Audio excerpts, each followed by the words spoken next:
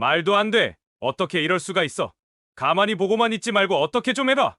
여기 피가 배어 나오는 다리를 꽉 잡고 괴로워하는 동료를 둘러업은 크로아티아의 군인들이 절규하고 있습니다. 이들 중 일부는 충격을 심하게 받았는지 눈물이 흐르는 것을 제대로 닦지도 못하고 있는 모습인데요. 과연 한국 정부의 초청으로 한국을 방문한 크로아티아 군인들은 공항에서 무슨 일을 겪은 것일까요? 해당 사연은 크로아티아의 안드레아 씨가 제보해 주신 이야기를 바탕으로 재구성된 이야기입니다. 이야기 시작 전 구독과 좋아요, 알림 설정까지 꼭 부탁드립니다. 안녕하세요. 저는 크로아티아 항공경비부대에서 근무하고 있는 안드레아라고 합니다.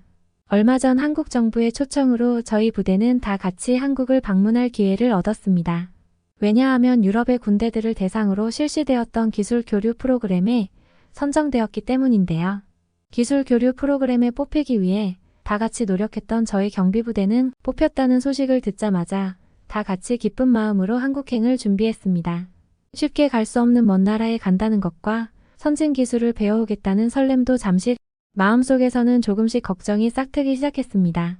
사실 생소한 나라일지도 모르겠지만 저희 크로아티아 소식을 조금이라도 들어본 분들은 아시겠지만 저희 크로아티아는 나라의 경제 사정이 넉넉하지 않습니다. 저희 나라는 초기부터 과학기술이 발달한 나라였으나 여러 가지 어려운 사정으로 경제 성장을 이룩하지 못하였고 경기가 좋지 않고 물가가 안정되지 않은 탓에 그간 열심히 일했지만 전 해외여행을 할 정도의 기회도 경비도 충분하지 않았거든요. 저를 포함한 동료 대부분은 해외여행을 제대로 경험해보지 못한 인원들이 다수였기에 오전부터 낮까지는 기술 교류 프로그램을 진행하고 이후 자유롭게 관광할 수 있는 시간에는 다 같이 뭘 어떻게 즐겨야 할지 전혀 갈피를 잡지 못하고 있었기 때문이었습니다. 어린 부대원 중 한국에 대해 전혀 알지 못하던 사람들도 많았고 한국이 아무리 발전해봤자 아시아 나라 중 하나일 뿐인데 역사가 깊은 우리나라보다 나은 점이 있겠냐며 무시하는 듯한 이들도 많았습니다. 대부분 많은 대원이 한국에서의 관광을 기대하고 있지 않아 보였지만 흔치 않은 기회인 만큼 저는 열심히 여행 계획을 짜보았습니다. 인터넷을 참고하며 대원들과 함께 할 여행 계획이 점점 완성되어 가자 설레는 마음도 커져갔습니다. 먹어보고 싶은 것도 해보고 싶은 것들도 많은데 기술 교류 교육 시간을 제외하면 즐길 수 있는 시간이 한정적이라 여행 계획을 짜면 짤수록 점점 아쉬움도 커져갔습니다. 드디어 한국으로 떠나는 날이 되었고 비행기에 올라타는 순간까지 몇몇 어린 부대원들이 한국은 너무 멀다며 가까운 유럽 국가들도 있고 경제 대국인 미국도 있는데 왜 하필 한국이냐며 투덜대거나 한숨을 쉬기도 했습니다. 한국과 크로아티아는 직항이 없어 경유해야 했는데 저는 이상하게도 가는 데만 하루 이상이 소요되는 한국으로의 여정이 생각보다 피곤하지 않았습니다. 제 마음속 깊은 곳에 약간의 설렘이 있었기 때문일까요?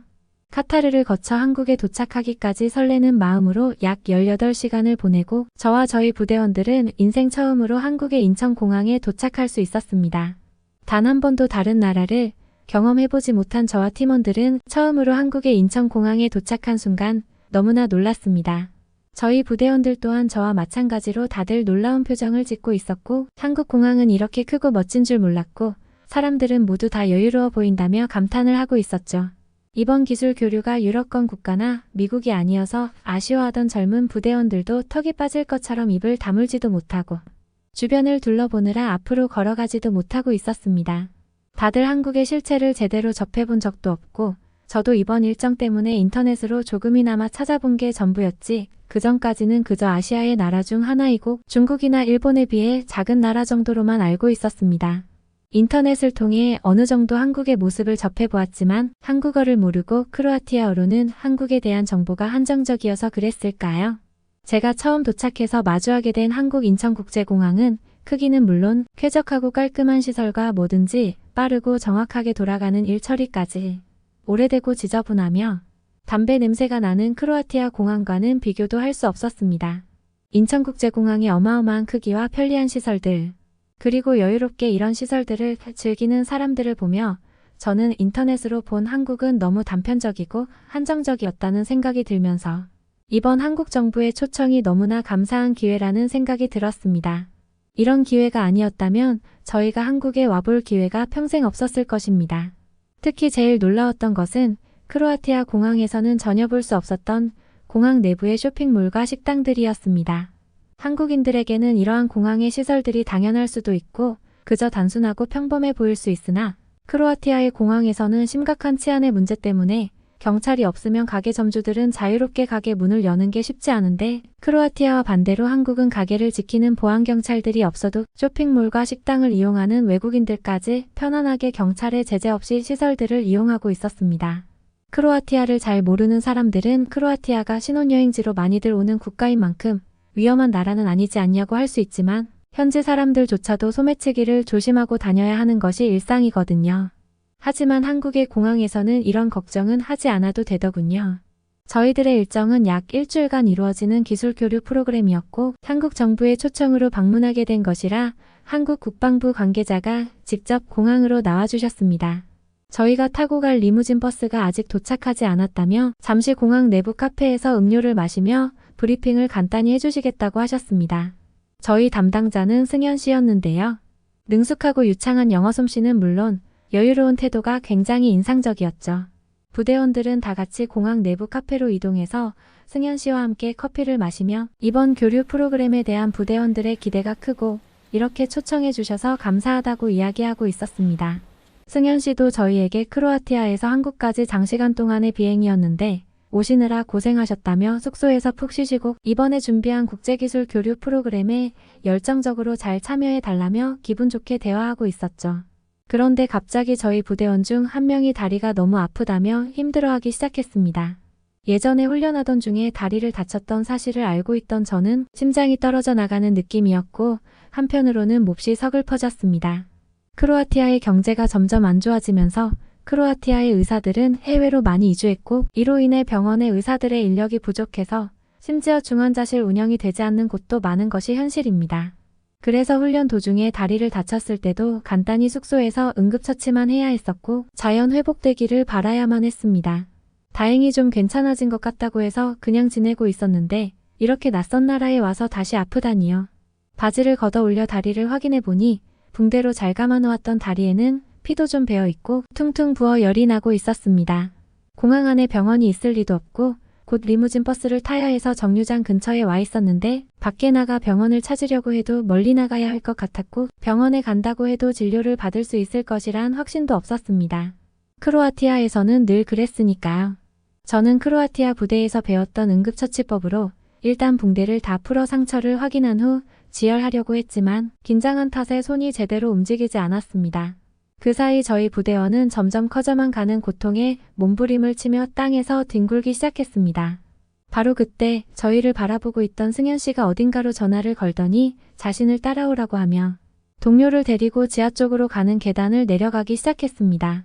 지하로 내려가서 차를 타고 나간다고 해도 주변에 병원이 있을 리 없고 이동하는 동안 시간만 낭비될 뿐 동료의 다리에는 도움이 되지 않는다는 생각에 저는 순간적으로 화가 치밀어 올랐습니다. 앞서가고 있던 승현 씨에게 지금 차를 타봐야 소용이 없는데 뭐하러 지하로 뛰어가는 것이냐며 화를 내고 말았습니다. 하지만 승현 씨는 아랑곳하지 않고 계속해서 지하 계단을 내려갔습니다. 그렇게 승현 씨를 따라가자 저는 놀라운 광경을 마주할 수 있었는데요. 충격적이게도 승현 씨가 저희를 안내한 곳은 공항 내부의 병원이었습니다. 지하에 식당이 있다는 사실도 놀라운데 공항 내부에 병원이 있다니 게다가 외국인 진료도 가능하다는 점은 엄청난 충격이었습니다. 크로아티아에서는 유명 관광지에서도 제대로 찾을 수 없는 병원이 어떻게 공항 내부에 있는지 이해가 가지 않아 머릿속이 복잡했지만 일단은 동료를 치료해야겠다는 생각에 승현 씨를 따라 병원으로 들어간 뒤 저희 여권을 보여주고 의료진에게 치료를 부탁했습니다. 아파하는 동료의 목소리에 놀라 뛰어나온 의료진은 저희가 외국인인 것을 보고 능숙한 영어로 금방 치료를 끝내고 설명해 드릴 테니 잠시 기다리고 있으라고 했습니다. 저와 동료들은 아픈 팀원의 치료를 기다리며 병원 밖으로 나와 어떻게 공항 내부에 이렇게 번듯하고 멋진 병원이 있는지 놀라워하며 계속해서 주위를 둘러보기 시작했어요. 더 놀라운 건 약국도 옆에 있어서 필요한 약이 있다면 언제든 살 수 있었고 조금 더 걸어가 보니 각종 다양한 음식을 파는 식당들이 한 군데 모여 있었고 스타벅스까지 있었습니다. 지상층도 아닌 지하층에 병원부터 약국, 음식점, 카페까지 생활에 필요한 편의시설들이 모두 모여 있다니 한 걸음 한 걸음을 뗄 때마다 충격의 연속이었습니다. 그때 병원 문이 열리고 승현 씨가 병원 밖으로 나오더니 동료의 다리는 붕대로 너무 꽉 감아놓는 바람에 장시간 비행을 하며 생긴 단순한 혈액순환의 문제 증상이었으니 걱정하지 말라는 말을 전해주었습니다. 친절한 의료진들도 휠체어를 탄 저희 동료와 함께 나와 다시 한번 증상에 대해 설명해 주었습니다. 이런 의료진의 빠른 대처와 친절함에 저희는 감동하였습니다. 더 놀라운 건 승현 씨의 설명이었는데요. 저희가 어떻게 공항 안에 이런 병원이 있을 수 있는 것이냐고 물어보자 한국은 긴급 의료 시스템이 잘 갖추어져 있어서 어디에서든 빠르게 응급 조치할 수 있고 특히 공항은 대학병원과 연계되어 더 좋은 의료 시스템을 경험할 수 있다고 했죠. 의사가 부족해 아파도 제때 병원에 가지 못하고 집에서 해결해야 하는 크로아티아와는 차원이 다른 상황에 그저 감탄할 수밖에 없었습니다.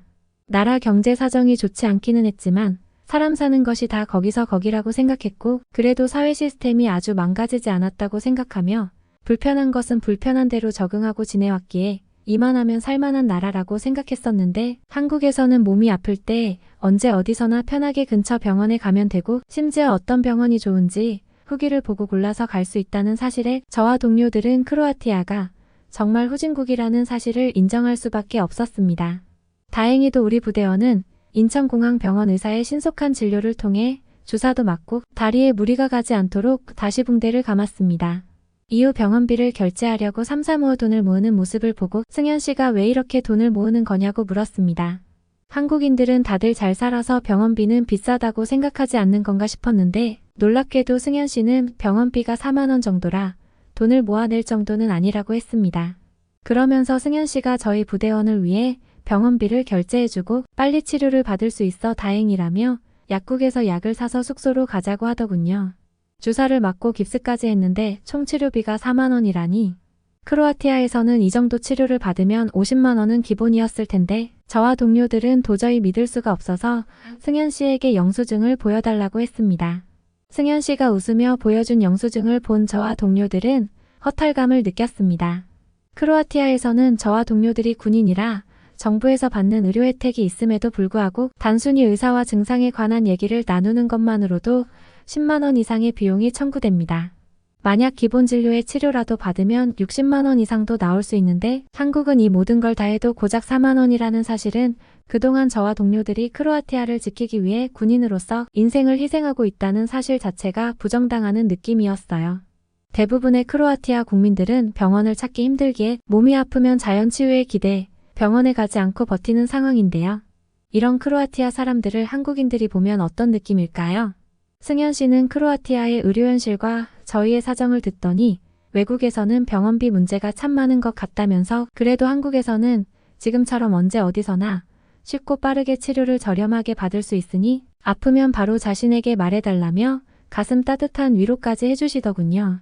한국인들은 이보다 더 저렴하게 치료받지만 외국인이라 의료보험 적용이 되지 않아 한국인들보다는 비용이 좀 더 나오긴 하지만 크로아티아에서 치료받는 것보다는 더 쉽고 저렴할 것이라고 하더라고요.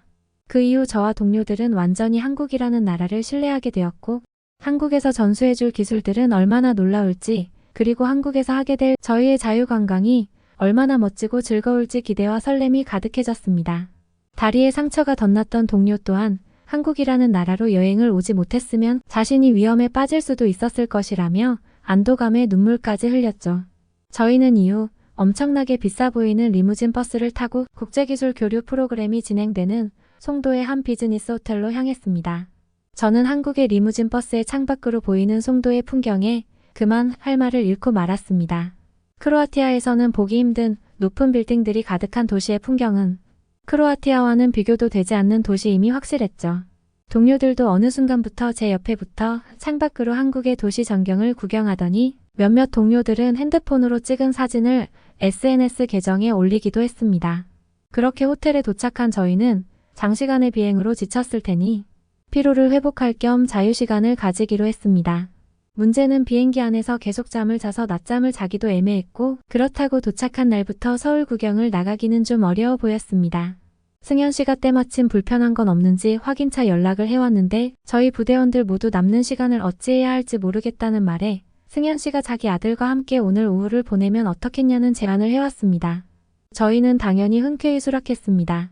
같이 무엇을 하면 좋을지 고민하던 승현 씨는 혹시 괜찮다면 자신과 아들에게 테니스를 가르쳐줄 수 있는지 물어보시더군요.